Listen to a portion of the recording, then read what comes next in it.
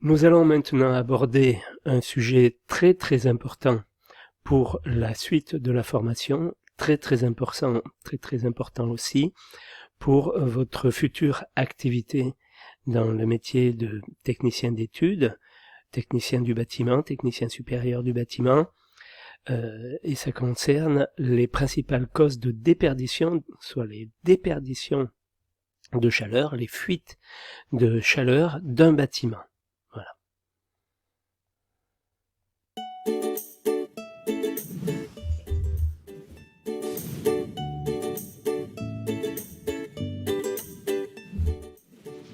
Réduire les déperditions thermiques, c'est essentiel pour augmenter l'efficacité énergétique d'une construction.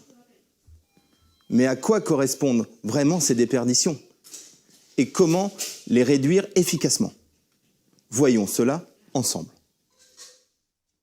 Les déperditions thermiques, c'est la quantité de chaleur qui s'échappe d'un local en un temps donné dès que la température extérieure est plus faible que la température intérieure. Cette perte énergétique doit être combattue si l'on veut maintenir une température donnée dans ce local, et la puissance thermique du système de chauffage doit être obligatoirement supérieure aux déperditions totales. Si les déperditions sont réduites, alors la puissance thermique à installer diminue. Les déperditions d'une construction s'expriment en kilowatts. Elles sont directement dépendantes de la différence de température entre la température intérieure et la température extérieure.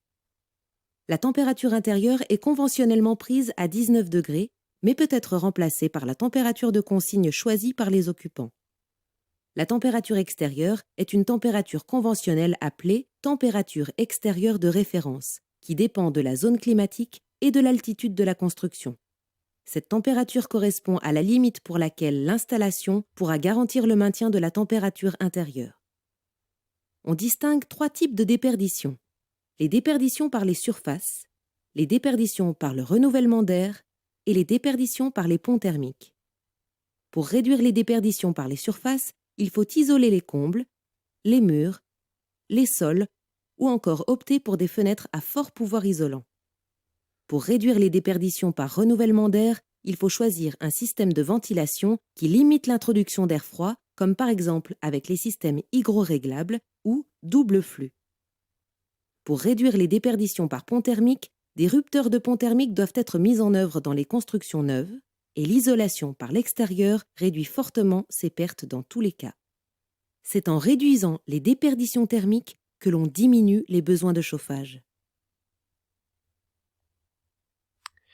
Donc, on va voir maintenant comment ça se répartit. Donc, les déperditions d'une paroi, c'est-à-dire d'un mur, d'un plancher, d'un plafond, d'une toiture, sont proportionnelles à l'écart de température, ce qu'elle vient de vous expliquer, entre la pièce chauffée et l'extérieur, la surface de la paroi et au coefficient de transmission de la paroi. C'est le coefficient de transmission, c'est la grandeur caractéristique des qualités thermiques de la paroi. Donc la température extérieure de référence, qu'est-ce que c'est? Eh bien, comment elle est définie? C'est une norme qui la définit, qui définit donc un tableau de température extérieure de base selon différents paramètres, la proximité de la mer, l'altitude, le climat. Plus précisément, cette température de base est la température la plus basse relevée dans chaque département pendant au moins 5 jours dans l'année. Ces températures très basses sont bien souvent atteintes au cours de la nuit.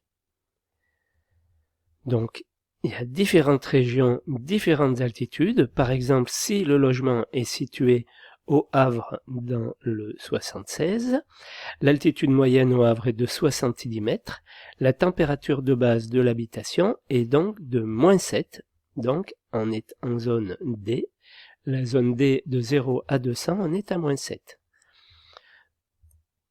Autre exemple, si on habite à Briançon dans les Hautes-Alpes dans le 0,5, l'altitude moyenne est de 1200 mètres, ainsi la température extérieure de base est de -19 degrés, on est en zone G avec une altitude entre 1001 et 1200 mètres d'altitude. Voilà, on est à -19.